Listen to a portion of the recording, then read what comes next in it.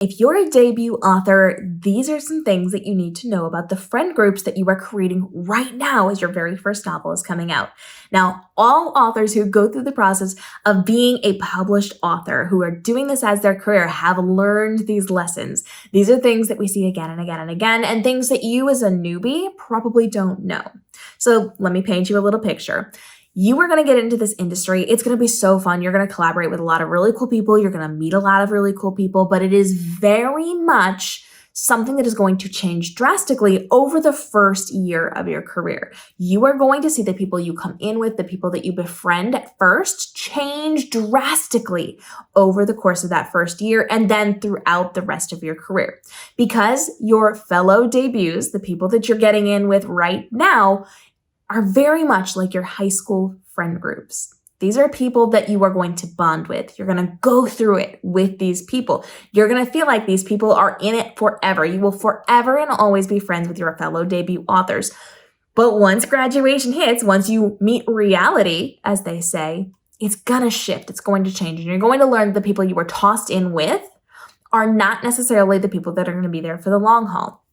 So it's very, very similar to high school groups where you're going to have tight friends, you're going to have different circles, different spheres, and then you're going to branch out and find the people that you're really, truly friends with. We can even elevate this to college.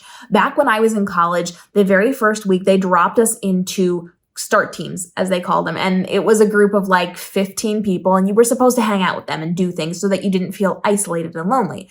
But a couple months in, none of us were talking because we found the friends that we actually vibed with, the friends that were in our majors and the friends that were in our buildings and the friends that we had connections with. And we didn't really have those connections with our original teams, right? Now, we still saw each other. We still check in with each other every once in a while, but you find your own level. You find, as they say, how water meets its own level.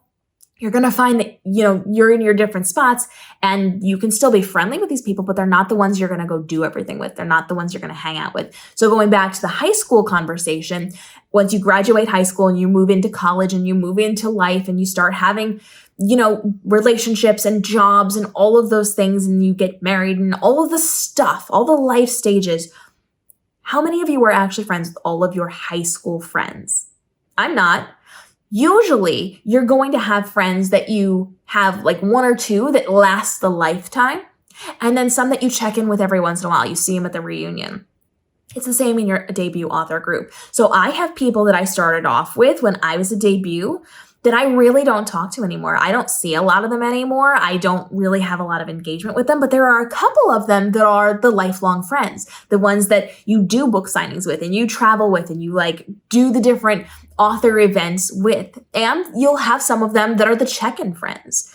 It's busy. You're busy. They're busy. They have a life. You have a life. You're doing different things. You're writing in different spaces, but every couple of months, you check in with each other. You're still friends. You're just not talking every single day. So you're going to see a dramatic shift throughout the course of your author career on your friend groups. And we recently did a video on why it's so important to have diverse groups of friends that are unconnected, unrelated to each other, so that you have friends in different spaces that are your support system for different things, be it the way you're writing or the way that you're doing your marketing or the way that you are in a certain genre and another genre. It's a great episode. Go check that episode out. I cannot recommend it enough. But you want to make sure that just because you start off with somebody, you are not carrying them through their career if that is not going to be a good fit for you. And you're not being carried through your career if that's not a good fit for them. You want to make sure that you have friends that are going to last, friends that you're going to check in with, and it's okay for things to fade. In fact, I don't even remember everybody's name that I came in with. When I was a debut author, we did a big project. There was 30, 40 of us in this group that did this big marketing project for our launch. And it was so fun. And we got to work with some really cool debut people, but I don't even remember all of their names because it's been many, many, many years now. And I've seen some of them. I still hang out with some of them. I still, touch base with some of them every once in a while.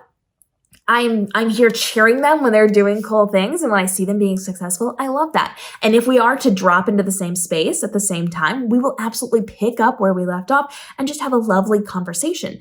It doesn't mean growing and expanding and changing directions.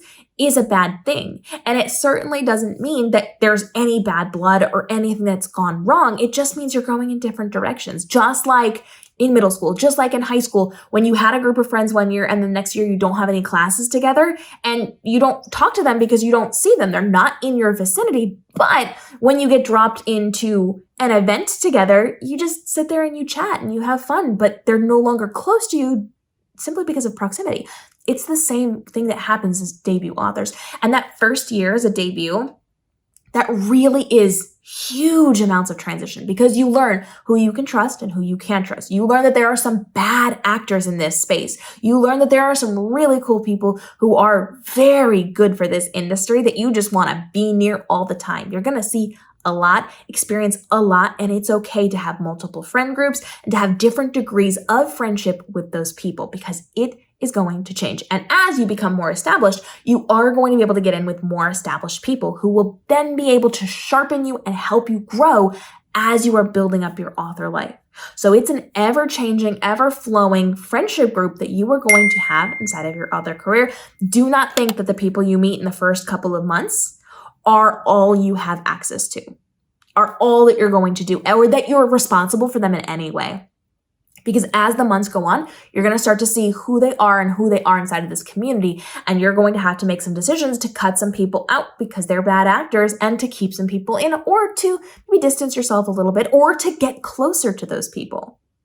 There's a lot that goes into it, and it's very much like your friendships growing up.